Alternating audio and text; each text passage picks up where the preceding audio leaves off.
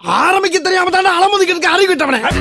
பணம் என்ன ப்ரோ, உனக்கும் டான்ஸுக்கு தான் ரொம்ப தூரமாச்சே ப்ரோ.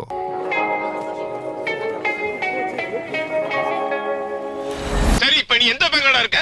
எந்த பங்கா இருக்கும்? அது மாரியம்மன் இந்தியன் பங்க் சார்.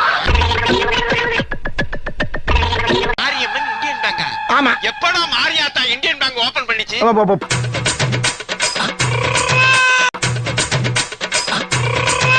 புதுசா ஆரம்பிச்சிருக்காங்க சார் எங்க தெருவுல. டேய், நீ பொய் சொல்ற, நான் நம்ப மாட்டேன்.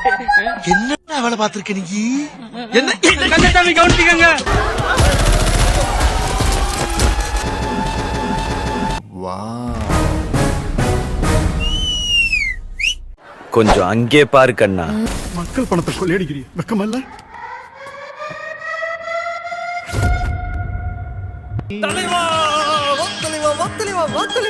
ஒரு திருடன் பேங்க்குள்ள நுழைஞ்சா உள்ள இருக்கவங்க என்ன பண்ணணும்னா பணத்துக்காக பிட் பாக்கெட் எல்லாம் அடிக்கப்படாது, ஸ்ட்ரைட்டா பேங்குக்கே வந்துடணும். இது அண்ணனுடைய பாலிசி. Rule number 1.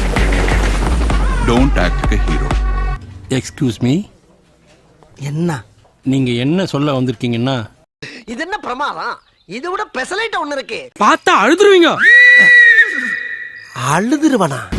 என்னதான் சார் வேணும்? பேங்க்குள்ள வந்து பியரும் பிராண்டிமா கேட்பாங்க.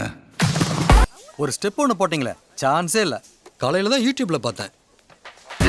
பணம் யூடியூபும் நம்ம ஊர் கிழவிங்களும் ஒண்ணுப்பா. ஒரு விஷயம் கிடைச்சா ஊர் முழுக்க பரவி விட்டுடுதுங்க. நான் ஒரு கொள்ளைக்காரன், உங்கள் பேங்கில் கொள்ளையடிக்க வந்திருக்கிறேன். அந்த வேலையை நான் பார்த்துக்கிறேன். எல்லாம் ஓகே சார், வேற என்ன? ஆனா பூரா தப்பு தப்பா எழுதிருக்கீங்க. தப்பு தப்பாவா? ம், என்னன்னு? கொள்ளைக்காரனுக்கு வெள்ளைக்காரன் எழுதிருக்கீங்க.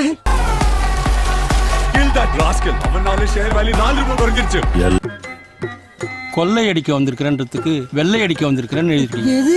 எல்லா கிரிமினல்ஸை பற்றியும் இப்படி தான் பில்டப்பா சொல்லுவாங்க. ரூபாய் 3 லட்சத்தை பண்டல் கட்டி தரவுன்றதுக்கு பதிலா சுண்டல் கட்டி தரவும்னு எழுதிருக்கீங்க. சுண்டலா? சுண்டலுக்கு நாங்க எங்கேயா போவோம்? நாங்க என்ன சுண்டல் வியாபாரமா பண்ணிட்டு இருக்கோம்? என்ன மாதிரி ஒரு அயோக்கிய பையன் மேல கைய வைக்கலாமா? எங்க ஒருக்கா சொல்லு.